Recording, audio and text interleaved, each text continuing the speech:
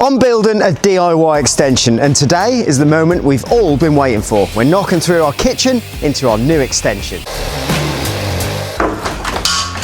Here it comes. This is the biggest step so far, and honestly, we're about to face some serious challenges. That is an absolute disaster. We're going to make some big decisions, and later in the video, we're going to do a full cost breakdown to see if building your own extension is actually worth it.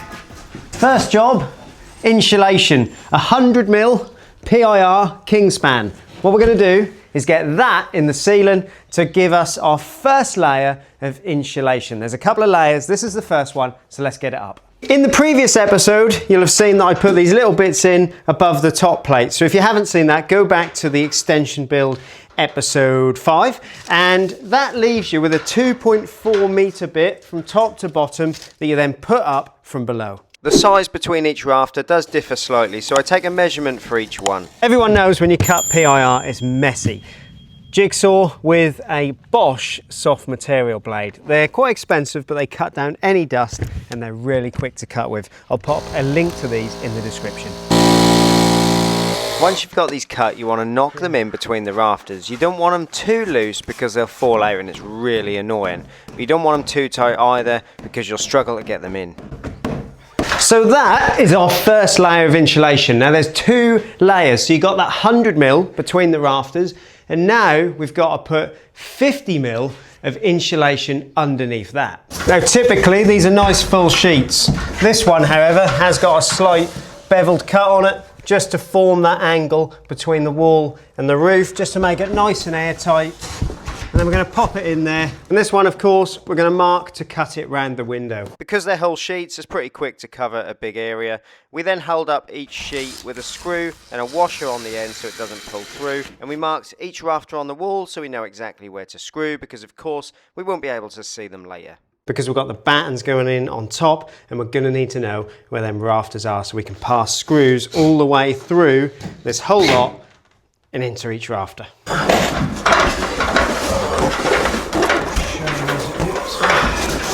Oh, look at that. Last one. Tell you what, if you use a saw enough times, eventually, That would have happened. eventually you get it right. Lucky last one. And that is all of the 60mm PIR up, but there's one more stage that we need to do before we insulate around the Velux windows and get our battens on, and that is foil tape. Foil tape gets stuck between all of the joints in each board, and that stops any air from getting through the gaps, making a perfectly efficient roof. Right, that's the final layer of insulation. We've got a little bit to do around the windows, but it's time for some battens to create that service void and something to screw our plasterboard to. What we've got is we've got 25mm battens, so 25mm by 50mm roof battens, and then some big 120mm screws. So that our battens are in the right place for our 1200mm plasterboard sheets, we set each batten at 400mm centres, and we use a pattern to make sure we get this right and drive the screws through to pin everything up to the rafters. We've also left a void between the end of the battens and blockwork for cables later on. Around the windows we need to insulate them as well. We've got the insulation collar hard up against it, but we need to insulate between our plasterboard, which tucks up into that groove in the window there. We need to insulate between that and the rafter because you get cold bridging if not. So we need to cut these battens back to screw our plasterboard to. This is 12mm, it's near enough to 12.5mm plasterboard to give us a rough idea of where we need to cut these back. So I'm squaring that bit of board up. It's a little bit hard to do to film, but just like that, I'll get that nice and square. And then all I'm going to do is mark with my pencil. If you come this side, Chris. I'll mark with my pencil on the back of that board because that would be the back of the plasterboard. And then we're just going to cut the battens across there. I just use a multi-tool to cut these out. It is the easiest way. You can see this end. We've given ourselves something for the plasterboard to screw to. Just placed a batten on there. And now all we've got to do is make some insulation that sits flush with this, and then the plasterboard can go back to it. And what we should end up with, now the insulation's in, mimic your plasterboard. Look at that. Once we get plasterboard coming down to that, we'll screw into the end of the batten, and that is how we insulate around the window. Right, battens are up. That's the service area ready for the wiring later this week. And now we can get this window in and start to get the thing watertight. If you've seen us fit windows before on episode 3 or 4, go back and check. It's the same process really, so I'm not going to show you how to fit windows again. We've been through all that. But I'll show you a couple of tips because this one is a little different. You can see there's brackets fixed to the frame, and because this is a new opening, you do that rather than screwing through the frame. It's a lot quicker and easier. So now we've got it in the hole, what we're going to do is pack it, check us plumb, check us level. We want to sit it with an overhang of about 50 mil because remember this building's being rendered. You've got about 20 mil of render on there, roughly, give or take. And we don't want, we don't want to come flush with the sill. So this is a 180 mil sill, 50 mil overhang and 30 mil on the back edge here over the cavity. Once the overhang's right on the sill, the clips, you can see there, we're just going to fix them through into the block. The foam will do most of the holding, these will just fix it there for us. We'll make sure it's nice and plumb.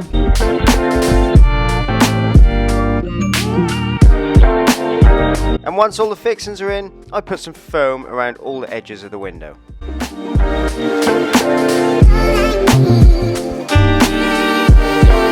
Windows in for now, that helps get this whole thing watertight. We'll finish that later. I'll do the doors once I've taken the kitchen wall out because we've got to put steel in there, knock that through next week. Once I've done that, I'll put the doors in. I'm not going to put the door in, although I've got it, because I'll probably damage the sill, bumping barriers and things like that over it. So I'll do that later. What I need to do now, and I've actually just made a start, is I need to gun the screed up in the existing extension. So why is that? Well, quite simply, this new extension matches the kitchen floor because you can't have a hump in the middle of your kitchen floor. So our finished floor level, if you remember episode 1, finishes at the kitchen floor. Unfortunately, this extension that they put on here some years ago is a different level. But what we are going to do is get Lorien flow screed throughout the whole of these 2 extensions. And that means this one will be too high, so we need to gun the existing screed off and then we can flow right through. We'll insulate this concrete pad this side, have the flow screed all the way through. So we just need to take the surface off this, which has proven to be a bit of a challenge. So just as I thought all the mess was done, we've got to get the big breaker out and make even more. So because I know what the old YouTube comments are like, I'm just going to mention these tiles are not asbestos. We've had them looked at, they're not asbestos. The mask is just there to stop dust. So don't let anyone tell you that everything goes to plan. I didn't have the camera on, and look at that big puddle there. There's always something. I did have a feeling this might happen, to be fair. There's 2 pipes under there, heating pipes that ran to this radiator here. You can see I capped that one off because we hit it when we were taking the wall out. But yeah, just hit this one with the breaker and put a big hole in the pipe. Brilliant. So yeah, we all, look at that, that's a good hole that is. We all face these little problems when we're doing DIY, not just you, I do it as well. So now I've got to cap that off and then I've got to go refill the heating system. And it's a big house, there's a lot of water in here. It's going to be a right pain in the bum, and it's near the end of the day. Of course it is. So, yeah, that's just made my day a little bit longer. Right, it's 7 AM. I worked pretty late to get that fixed yesterday. I didn't film it because I had to get somewhere, but I've capped the 2 pipes off. They're going to be chased in a new location to a radiator on this wall before we screed this floor. So hitting them wasn't actually that much of a disaster in the end. The worst bit was I had to get the heating system filled up last night so the boiler would kick in and the missus could use the hot water. But we'll sort that later. We'll come back to that. This video is a bit of a mixture of different jobs because next we need to get some cables in. And I think this is probably, let's move this camera up. I think this is probably the hardest part if you're going to do your own extension.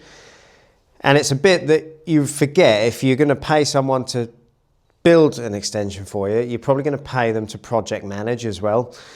And that's a massive part of the cost. Going to get things from suppliers, ringing up builders merchants, making sure that your electrician's coming in at the right time to do first fixing. You know, all this stuff, project managing it so you don't get in a muddle on the day that you want to do a job. That's a huge part of it. Because today, for example, if we didn't get these cables in and it's not even going to be all the cables, but enough cables that we can plasterboard this ceiling, for example, when it comes to actually doing it, we won't have any cables in and we'll be stuck. We can't do it later. So it's about remembering all this stuff. So you've got to keep thinking ahead, and I think that's a massive, important part of building your own extension if you're going to take something like this on. And stick around, because later in this episode we're going to do a cost update. We're going to look at the plans, see how much I've spent, see how much I think I'm going to spend going forward, and see if we've actually saved any money so far. Hint, we've saved a lot, and you're going to have to stick around to see exactly how much. So the first bit of first fixing is to have a draft kitchen plan.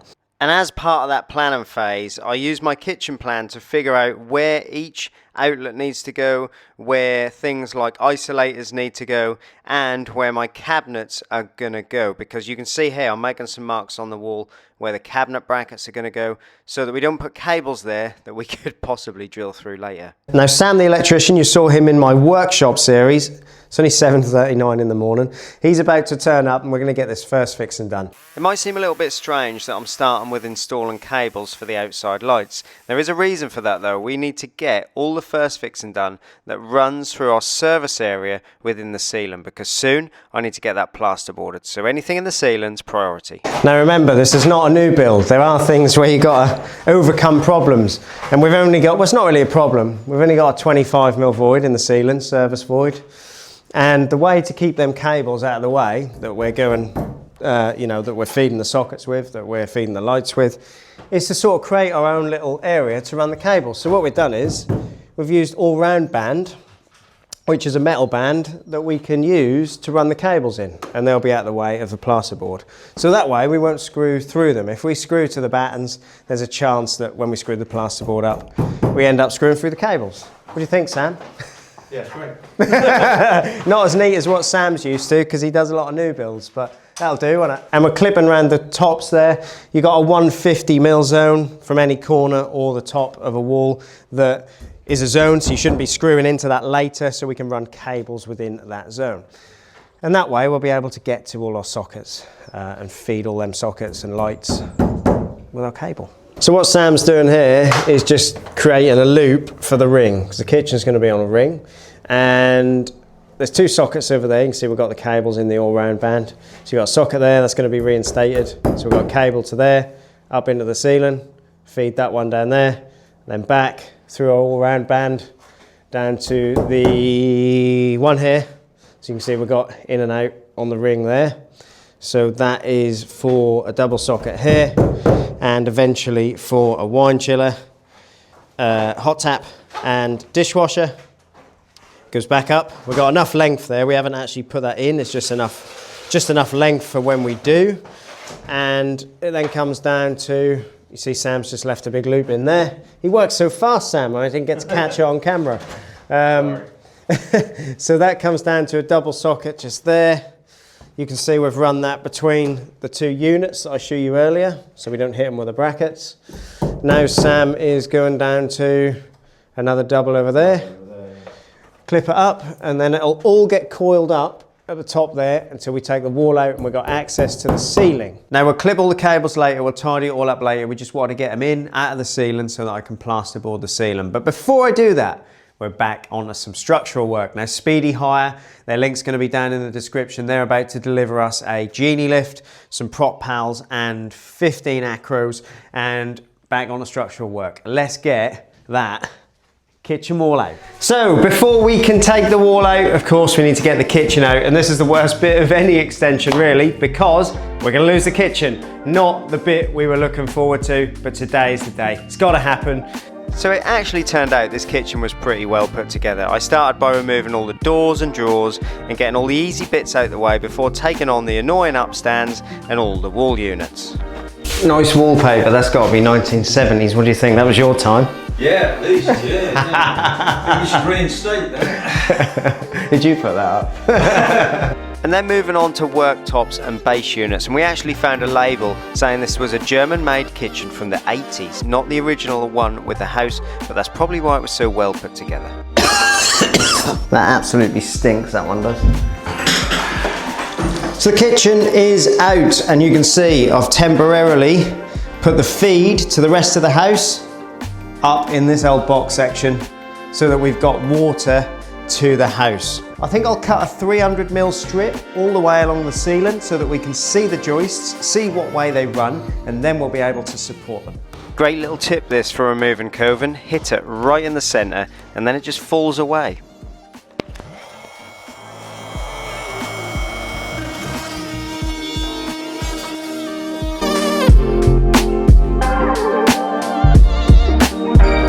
I was hoping the joists would run front to back, but they don't. And it means that getting that wall out is a much more technical and intrusive job than it was 15 minutes ago. We make a start by taking the old window out because we're going to knock out the wall below for ease of access.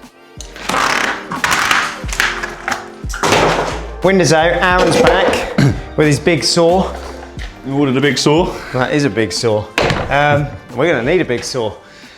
Right, what we'll do is we'll cut this wall out here just so we've got good access, and then we'll explain a little bit more about why that's a bit of a nightmare, because it is a bit of a nightmare. Yeah, just a little.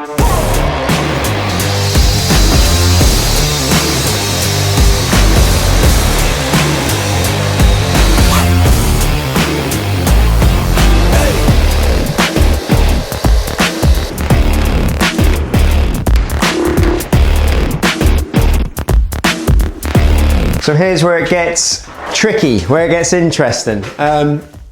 It could be a disaster. It could not be a disaster. We've got a couple of options.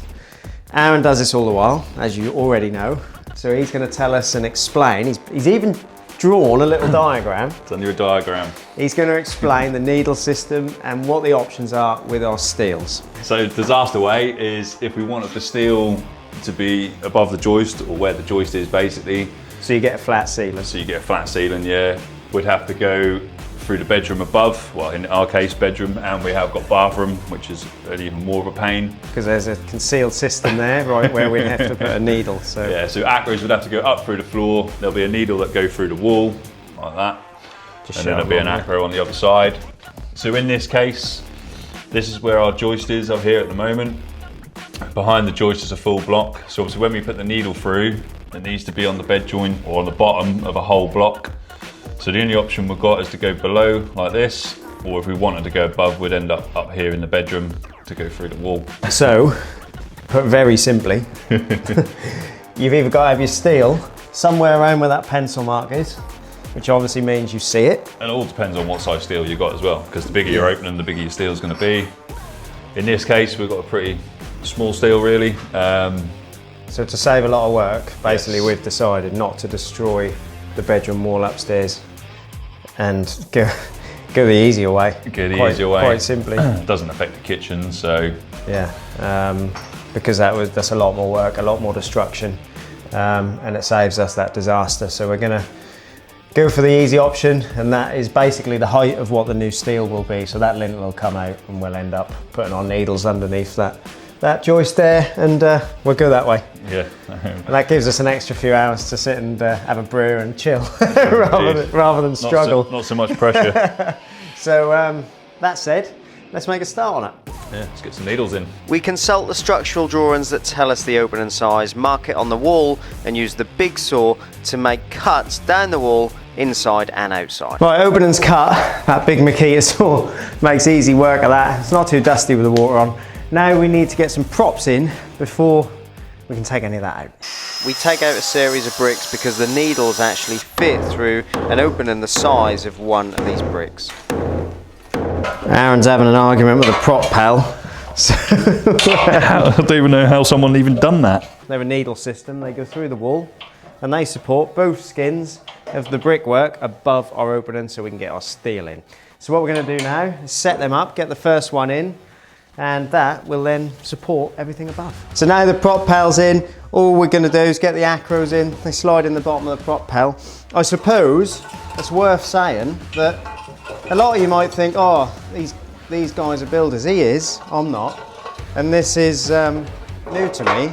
I don't have a lot of experience in this. So we're sort of learning it together, which is quite cool for you to see, really, because this is a DIY extension. Yeah, okay, I got a builder's help, but yeah, a lot of this is new to me.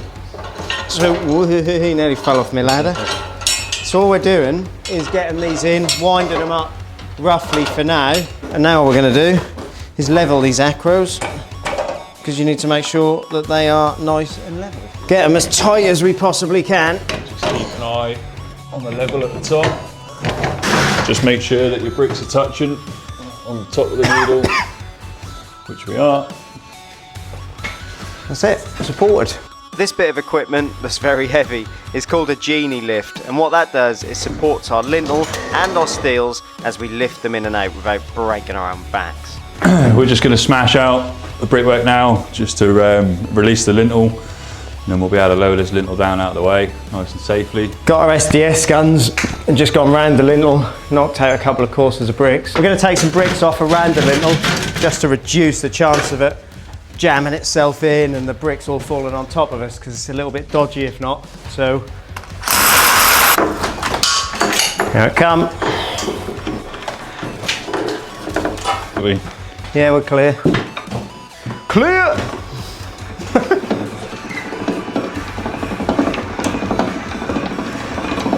We decided to cut up the lintel because it's a lot easier than trying to lift it whole. Now we can take down each side of the opening.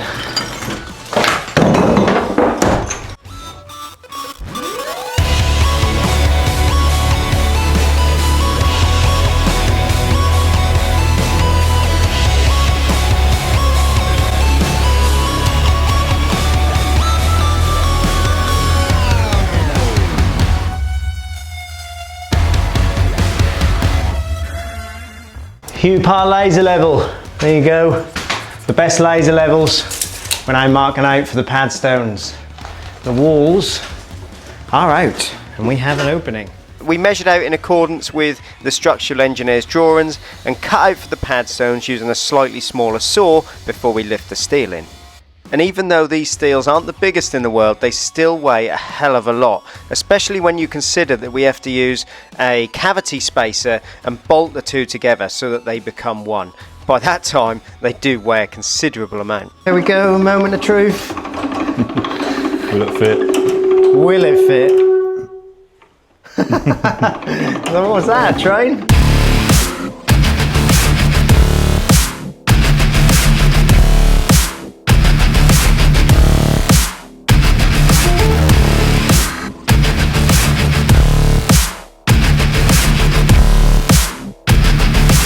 We put a bit of mortar above the steel before jacking it up tight. We're losing the light, it's been a really long day. We're trying to get finished now. Aaron's just putting an acro under that steel because it's not level. We've got some mortar on the top of it. We need to get that steel nice and level now. Steel's in, it's level. Now we're going to build up the wall this side and the pad stones on the inside. Time for Aaron's fancy brickwork skills.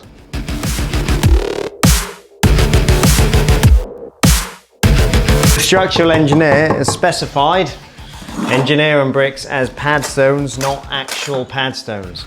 I remember when we done a steel in there, didn't we? Yeah, in the other room. And the comments saying you didn't use pad stones. Well, you don't necessarily have to if your engineer specifies that you don't. So there you go. Right, it's nearly 7 p.m. We've been at this since 8 a.m. Aaron's just finishing up, tucking some mortar in above some of the bricks.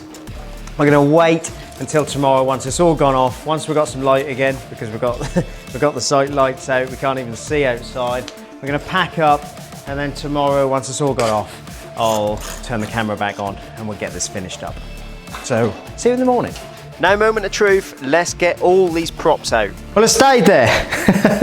Now we just got to fix the holes where the needles went, so put some bricks in there and some mortar, of course, bed them bricks in. And that is it. That is how we install the steel. And then we had to board up the big hole where the doors are going to go, because last night I actually had the whole house open because we ran out of time and I didn't get to board it up. So that was priority for the day. So the bit you've all been waiting for, is it worth it? Have I saved a lot of money? And do I recommend that you build your own DIY extension? We're going to now cover a few of those things. Now, we previously touched on costs to date at episode 4, once we'd finished building up to the top of the window. But we're going to do a bit of an update. We didn't spend anything in episode 1 because it was all ripping out the old conservatory, but the costs down to episode 3 are on the board there. So you got the drainage and foundations that cost a total of 1,800 quid. You got the oversight, so the concrete pad, which is built up of hardcore, blind and sand, mesh, DPM and concrete. That came in at £650, so not too bad really when you consider the volume of work. The drainage is by far one of the most hard and expensive bits of the whole project. And then episode 4, block work to lintel. So that's the block work up to the top of the windows. That includes replacement windows upstairs because we had to bring the roof height up. The block work comes to £1,300, replacement windows £800, and the scaffolding £1,000. Now, a few of you might already be doing the maths, but you can see the cost has risen dramatically. So why is that? Well, that is because the roof is one of the most expensive parts, if not the most expensive part of the build so far. So all the timber for the roof, battens, rafters, all that stuff cost us £1,200, tiles £500, block work for the gable ends, because at that point you then block up the gable ends. Sorry, my throat is knackered.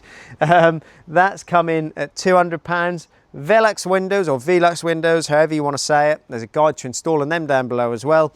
They came in at £1,000, so they make up quite a big chunk of that money.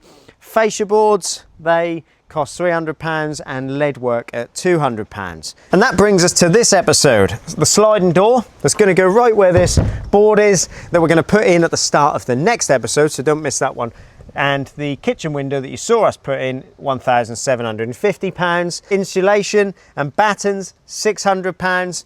Cable, £100, and steels, £375. So not quite so bad, but still reasonably expensive. Now I have added on sundries, so things like fixings. The screws alone, for example, to hold the battens to go straight through the insulation to the rafters above, they cost 25 quid for a few boxes of screws. So it all mounts up, and they're things that I don't really track because I pop down a screw fix, I grab them, and I don't necessarily note them down. And I've put all of that at £750. Now, hire. This is the point where I say thank you for all of you that watch these videos.